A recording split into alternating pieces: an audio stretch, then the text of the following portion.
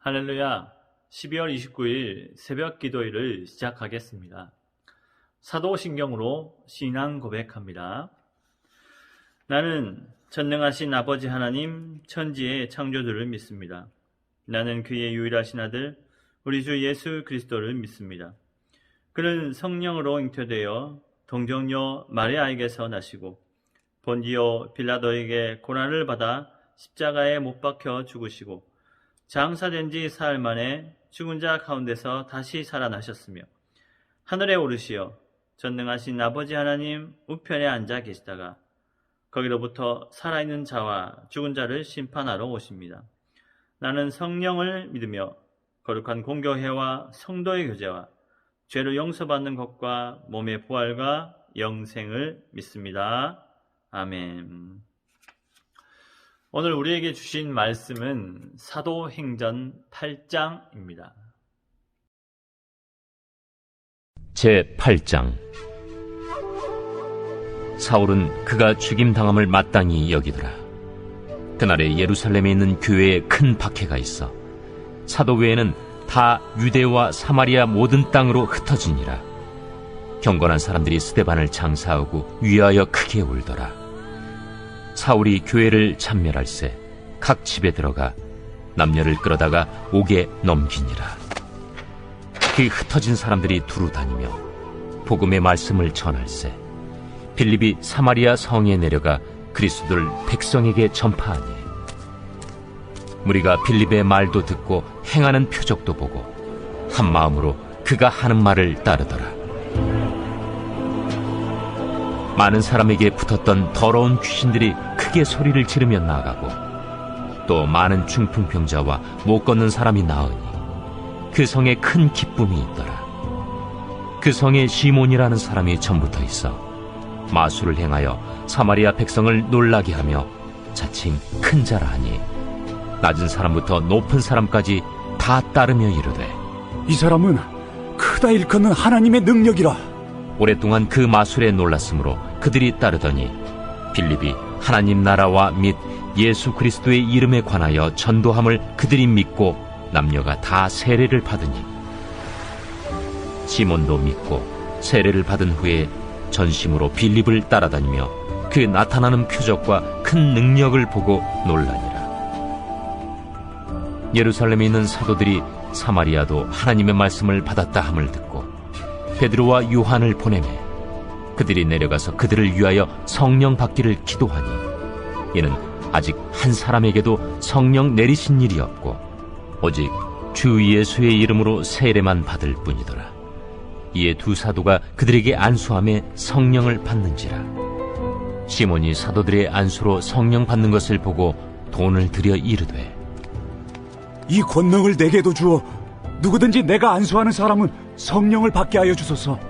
베드로가 이르되 내가 하나님의 선물을 돈 주고 살 줄로 생각하였으니 내 은과 내가 함께 망할지어다. 하나님 앞에서 내 마음이 바르지 못하니 이 도에는 내가 관계도 없고 분깃될 것도 없느니라. 그러므로 너희 약함을 회개하고 주께 기도하라. 혹 마음에 품은 것을 사하여 주시리라. 내가 보니 너는 악독이 가득하며 불의에 매인 바 되었도다. 나를 위하여 주께 기도하여 말한 것이 하나도 내게 임하지 않게 하소서. 두 사도가 주의 말씀을 증언하여 말한 후 예루살렘으로 돌아갈새 사마리아인의 여러 마을에서 복음을 전하니라. 주의 사자가 빌립에게 말하여 이르되 일어나서 남쪽으로 향하여 예루살렘에서 가사로 내려가는 길까지 가라. 그 길은 광야라. 일어나 가서 보니 에디오피아 사람 곧 에디오피아 여왕 간닥의 모든 국고를 맡은 관리인 네시가 예배하러 예루살렘에 왔다가 돌아가는데 수레를 타고 선지자 이사야의 글을 읽더라. 성령이 빌립더러 이르시되 이 수레로 가까이 나아가라.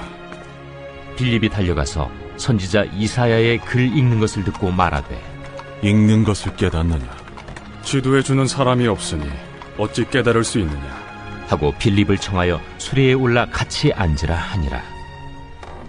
읽는 성경 구절은 이것이니 일러스되 그가 도살자에게로 가는 양과 같이 끌려갔고 털 깎는 자 앞에 있는 어린 양이 조용함과 같이 그의 입을 열지 아니하였도다.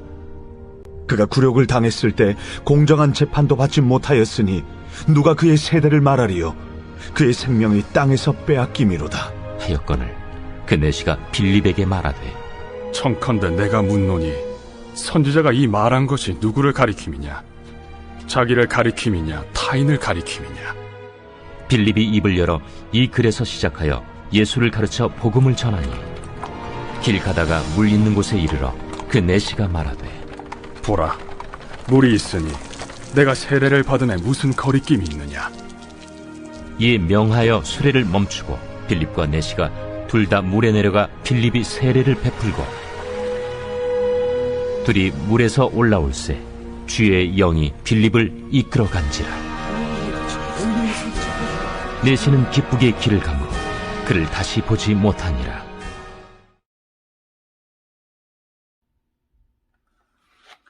주님께서 십자가에 못 박히신 후 부활하셔서 제자들에게 직접 나타나셨습니다. 자신의 몸을 직접 보이신 것이죠. 제자들에게 나타나셔서 함께 먹으신 후에 증인으로서 땅끝까지 복음을 전하라는 말씀을 제자들에게 하고 난 다음에 하늘로 올라가시게 됩니다. 그 뒤 제자들은 오순절 다락방에서 성령을 체험하게 됩니다. 제자들은 물불 가리지 않고 복음을 전합니다. 하지만 악한 영들이 제자들과 교회를 방해합니다. 이들은 핍박하고 교회를 힘들게 하였습니다. 온전히 헌신을 하던 아나니아와 삽비라를 미혹하여 죽음에 이르게 하고 제자들이 옥에 갇혔다가 풀려지는 것을 되풀이하게 합니다. 그러나 또 하나님의 역사로 말미암아 일꾼을 세우게 되는데 그중 스데반은 탁월한 일꾼이었습니다. 스데반은 6장 7절의 말씀에서처럼 은혜와 권능이 충만하여서 기사와 표적을 사람들에게 보이게 됩니다. 즉 성령이 함께한 것이죠.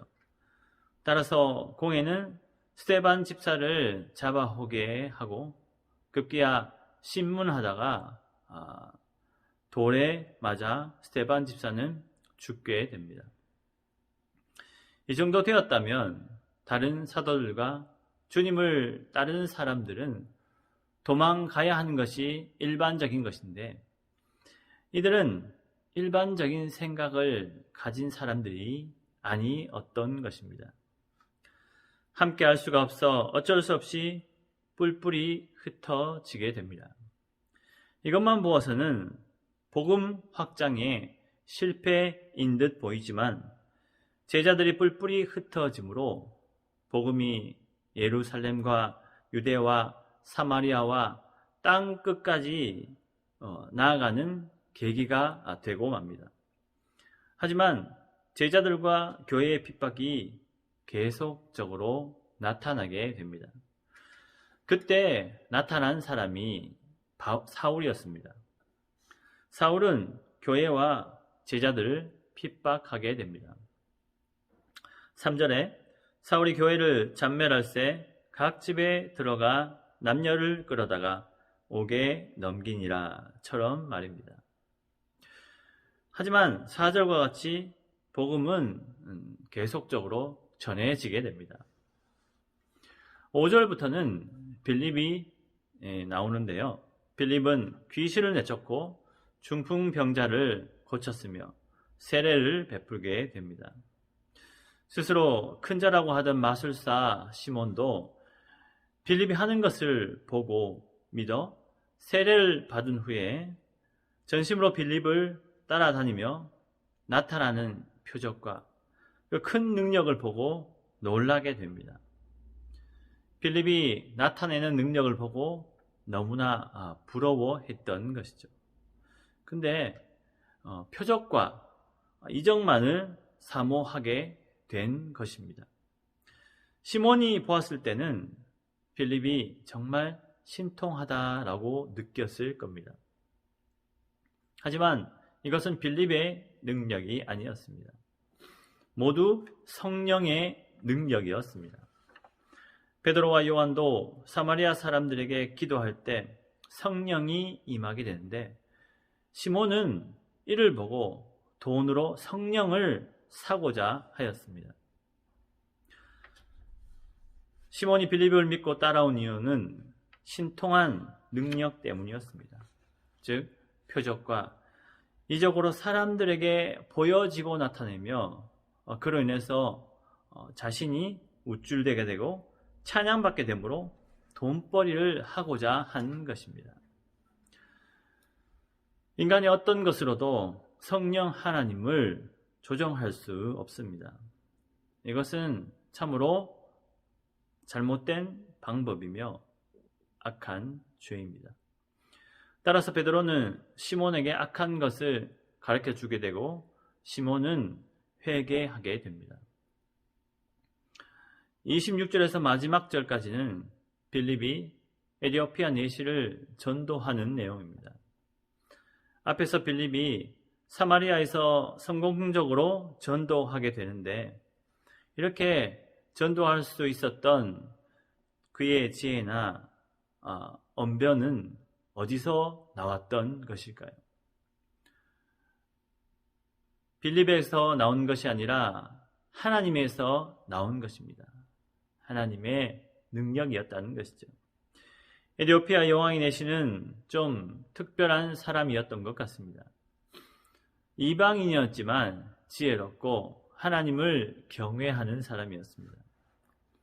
따라서 하나님은 이 내시를 예루살렘으로 오게 하고 빌립을 그 내시에게로 보내셨던 것입니다. 29절에 성령이 빌립더러 이르시되 이 수레로 가까이 나아가라 하시거늘. 이처럼 하나님께서는 두 사람을 만나게 하셨다는 것이죠. 내시에게 가보니 마침 하나님의 어린 양이신 예수 그리스도의 대속 죽음에 대한 그 예언된 이사야 53장 7, 8절의 말씀을 읽고 있었습니다. 빌립이 내시에게 30절과 같이 빌립이 달려가서 선지자 이사야의 글 읽는 것을 듣고 말하되 읽는 것을 깨닫느냐라고 질문하게 됩니다. 그러자 내시는 부끄러워하지 않고 겸손히 자신의 부족을 인정합니다. 이로 인해 빌립은 그리스도를 증거하였고 에티오피아 내시는 생명의 복음을 듣는 것은 물론 세례까지 받게 됩니다. 그 에티오피아 내시는 예수 그리스도를 자신의 주인으로 받아들인 것이죠. 이것이 사도행전 8장의 내용입니다. 오늘 이 본문을 좀 더 묵상해 보면 우리가 무엇을 해야 하는지를 알게 됩니다. 그것은 복음을 전하는 것입니다. 복음을 전할 때 하나님은 더욱 우리와 함께 하신다는 것을 알 수 있습니다. 우리는 성령 하나님의 역사하심을 직접 보고 느끼고 싶은 마음이 늘 간절합니다.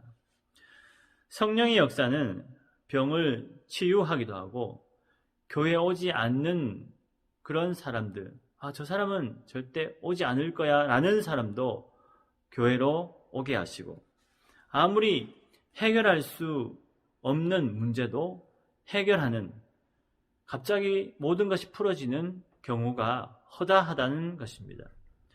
하지만 이러한 일들이 우리가 원한다고 다 되어지는 것은 아닙니다. 그런데 성령의 임재가 활발할 때가 있습니다. 바로 복음을 전할 때입니다. 아무것도 모르는 죽어가는 영혼들에게 복음을 전할 때 성령님은 주관하시며 이끄시며 돕고 계신다는 겁니다. 그 이유는 그 한 영혼이 주님을 믿고 영원한 생명을 얻어 새로운 삶, 그리고 구원의 삶, 이제껏 안타깝고 어두운 인생이 아닌 진리를 알고 자유로운 삶을 살아가는 그런 이유가 되기 때문입니다. 하나님의 입장에서 어찌 개입하지 않을 수가 있겠습니까? 하나님은 복음을 전하는 사람이나 받는 사람이나 모두 은혜 안에 있게 하십니다. 하나님의 은혜를 사모하는 사람은 물론 주님을 사랑하는 사람이라면 당연히 복음을 전하는 것이 마땅할 것입니다.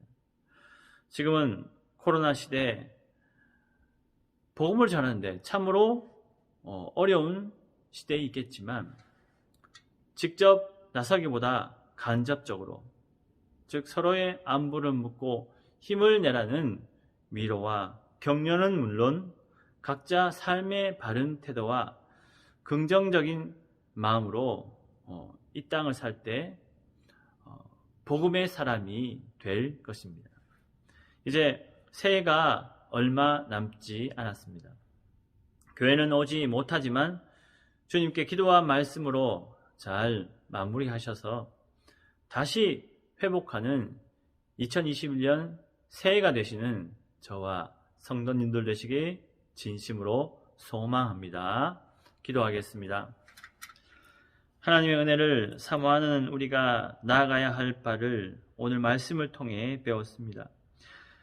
저희가 성령의 체험을 간절히 원하지만 잘 되어지지 못하는 이유는 우리 각자의 부족함에 있습니다. 어디서든 성령께서 일하실 수 있도록 우리 자신이 비워지고 깨끗해지게 하셔서 진정한 주의 성도로 거듭날 수 있도록 도와주시옵소서. 모이지 못하고 만나지 못하지만 각자의 자리에서 복음의 사람으로 살아갈 때 주님께서 임하실 줄 믿습니다.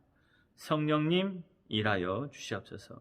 예수님 이름으로 기도드립니다. 아멘. 하늘에 계신 우리 아버지, 아버지의 이름을 거룩하게 하시며 아버지의 나라가 오게 하시며 아버지의 뜻이 하늘에서와 같이 땅에서도 이루어지게 하소서. 오늘 우리에게 일용할 양식을 주시고 우리가 우리에게 잘못한 사람을 용서하여 준 것 같이 우리 죄를 용서하여 주시고 우리를 시험에 빠지지 않게 하시고 악에서 구하소서. 나라와 권능과 영광이 영원히 아버지의 것입니다. 아멘.